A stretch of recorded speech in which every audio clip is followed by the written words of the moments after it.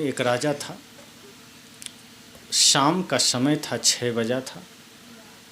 अपने बगीचे में टहल रहा था। अचानक उसके कंधे पर एक काली छाया ने हाथ रखा। वो तो घबरा गया, पीछे देखता है तो एक डरावना सा आदमी, काला काला एकदम भयंकर रूप। कहा, आप कौन? कहा, मैं मौत। कहा, क्या?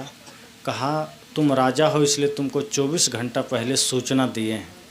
कल ठीक इतने ही समय शाम 6 बजे तुम्हारी मृत्यु निश्चित है।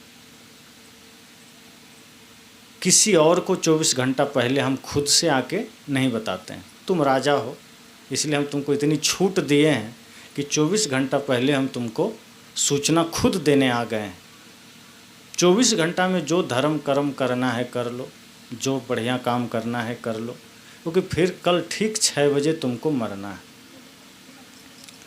मौत चली गई।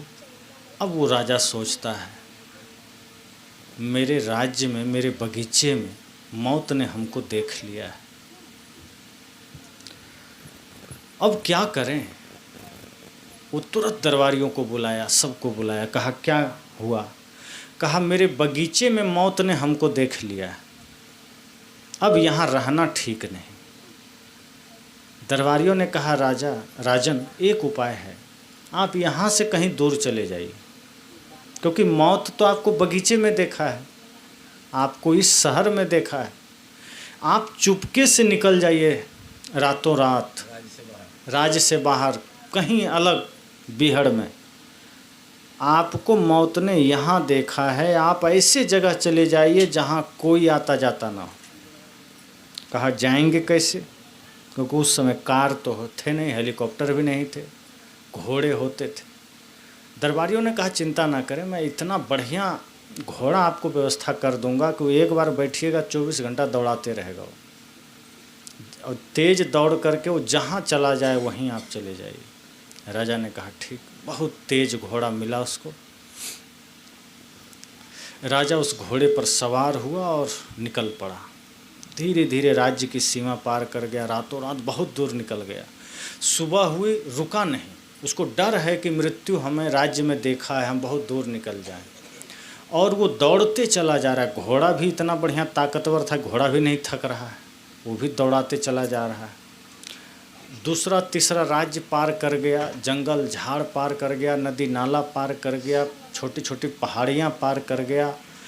शाम होने वाली थी, एकदम दूर कहीं जा कर के, एकदम कई राज्य के उस पार, सुनसान जंगल के पार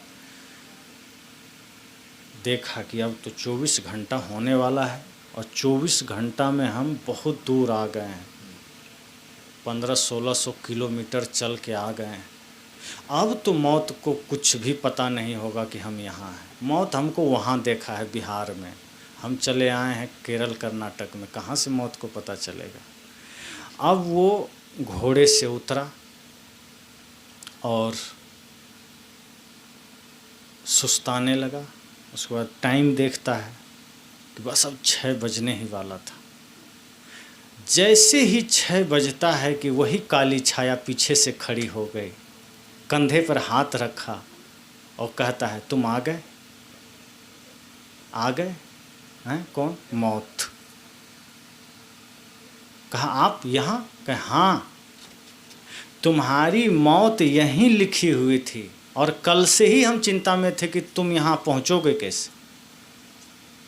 तुम्हारी मृत्यु इसी जगह में निश्चित थी, और मैं चिंता में थी। मौत ने कहा कि हमको चिंता थी कि तुम यहाँ आओगे कैसे, लेकिन तुमको बहुत बहुत धन्यवाद है, और तुमसे ज़्यादा तुम्हारे घोड़े को धन्यवाद है जो तुमको समय पर यहाँ ले आया। 6 बजे ही तुम्हारी मौत होनी थी, बस अब 6 बजने ही वाला है, और तुम्हारे घोड़े को बहुत बहुत धन्यवाद है कि तुम्हारा घोड़ा समय पर यहाँ ले आया, और यहीं तुम आए हो जहाँ तुम्हारी मौत है। तब वो राजा कहता है, जग से चाहे भाग ले कोई, मौत से कोई भाग नहीं पाया, मृत्यु से कोई बच नहीं पाया। कहने का मतलब ये है कि आदमी कुछ भी कर ले, कितना भी उपाय कर ले, मृत्यु निश्चित है।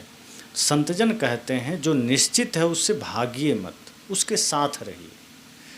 जब मौत होना है उससे भागने की ज़रूरत नहीं, उसके साथ साथ जीना है और ये सोचना है कि हमें कैसे जीवन को सुंदर बना के जीना है, कैसे हमें अपने विचारों को पवित्र बना के जीना है। अचानक मौत आ जाए तो हमारा सब धरा के धरा रह जाए। इसलिए मौत के आने से पहले हमें अपने जीवन को सजाना है, पवित्र करना है, सुंदर बनाना है।